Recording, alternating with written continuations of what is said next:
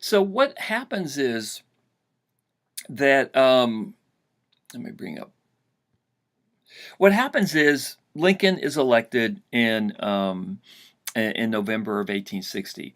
Another thing that drove Southerners crazy, white Southerners, because of course black Southerners were very happy about Lincoln's election, and through the grapevine they knew what was going on.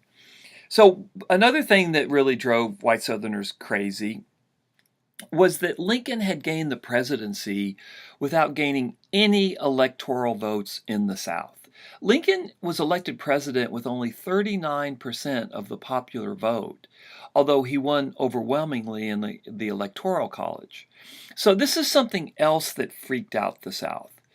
The South knew in 1860 that it had lost the numbers game, that from here on out, it was very likely that anybody who was going to become president would come from an area of the country that was anti-slavery. Let me just also clarify something while I'm talking about this.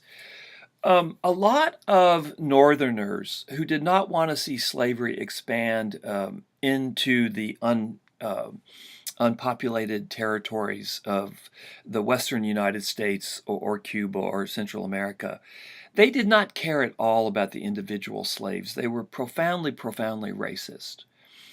But it really becomes a question of political power. They believed in wage labor. They believed in upward mobility. They wanted to reserve these unoccupied territories for white people working for a wage, not for African Americans who were slaves and therefore got no wage whatsoever. So one of the things that's also complex about this story is that you could be against the expansion of slavery in the United States and in the hemisphere and yet be profoundly racist at the same time. What you're trying to do, in effect, is preserve the United States as a white man's country. There's no sense of multiculturalism or diversity or any of the things that we talk about or argue about or celebrate or condemn in 2016.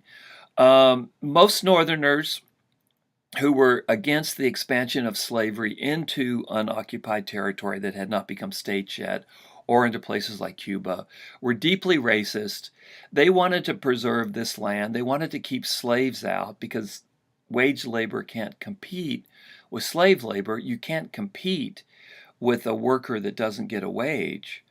And the other thing is they wanted to keep black people out of these territories as well. They wanted to preserve these unoccupied territories in the United States, these areas of the U.S. that were not states yet, had not been populated. They wanted to preserve these territories for whites. So, yet another paradox. You could be deeply racist, yet you could be profoundly against the expansion of slavery. And again, the long and short of it is that most of these folks wanted to preserve these unoccupied territories for white people, for white labor. They wanted to keep blacks out. They wanted to keep slave labor out. Okay, so Lincoln becomes president in 1860 with no electoral votes from any southern state. In fact, probably very few actual votes as well. You would probably get murdered in the South by November of 1860 if you proclaimed that you had voted for Lincoln. It's incredibly intense time and quite we're on the edge of the most violent episode of U.S. history. So Southern whites, there's no room for dissent. If you were for Lincoln, you shut up, and if you didn't shut up, you would probably be lynched, murdered. Anyway, so Southerners absolutely freak out when Lincoln is elected in the fall of 1860. He wins without any electoral votes.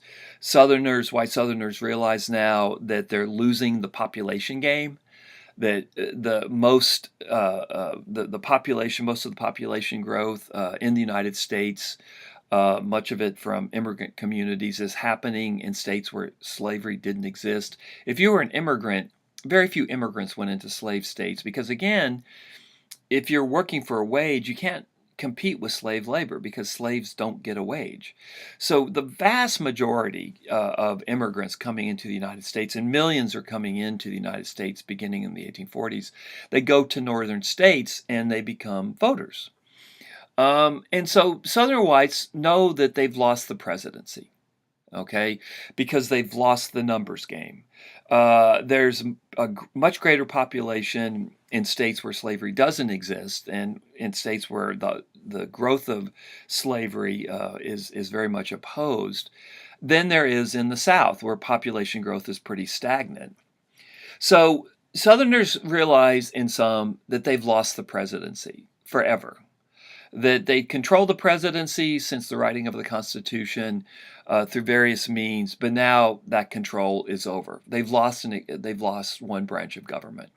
Now, if you remember your political science, if you lose the presidency, what that means is eventually you're going to lose the Supreme Court, right? Because who appoints the members of the Supreme Court? The president.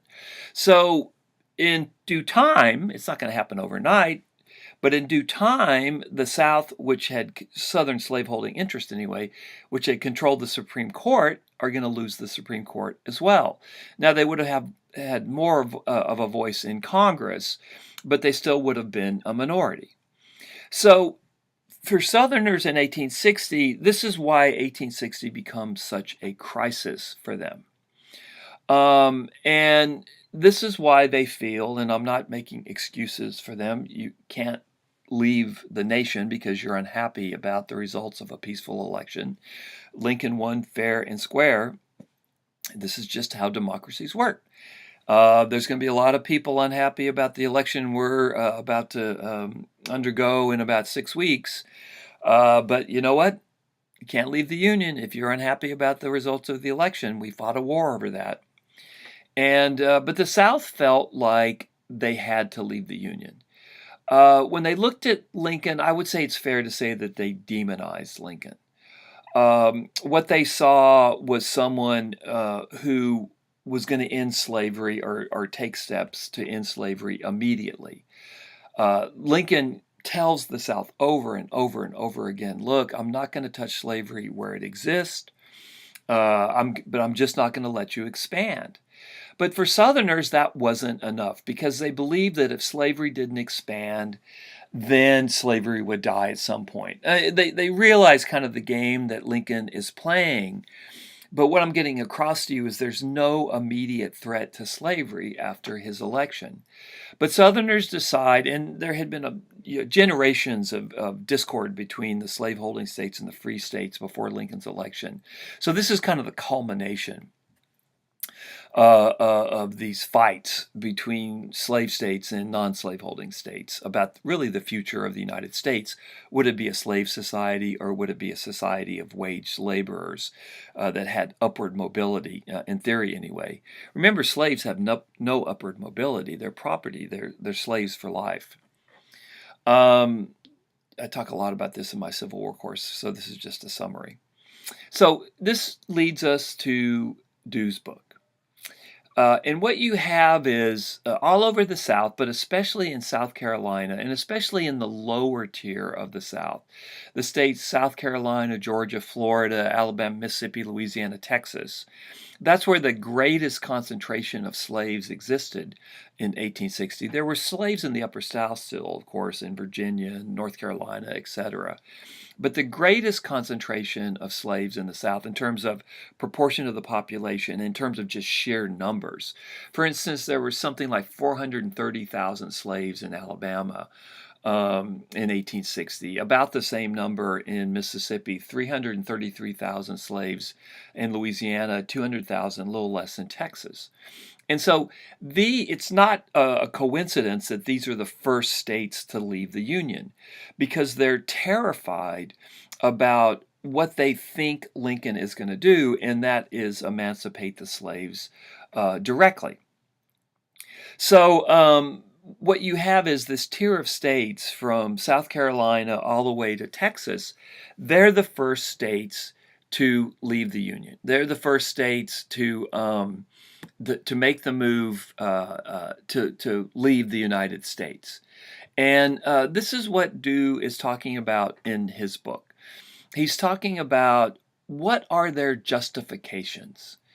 What are what are the White South's justifications for leaving the Union?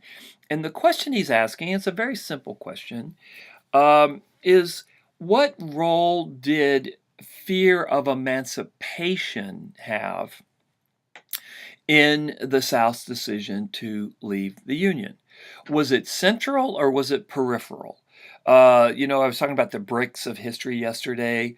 Was it the main brick? Was it the main variable that caused the White South to leave the Union? Or was it not that important, as a lot of whites to this day argue? Was it not as important as questions over states' rights or the tariff, things like that? And Dew is making, I think, a very strong argument that, of course, slavery was the central variable, was the biggest brick leading to secession.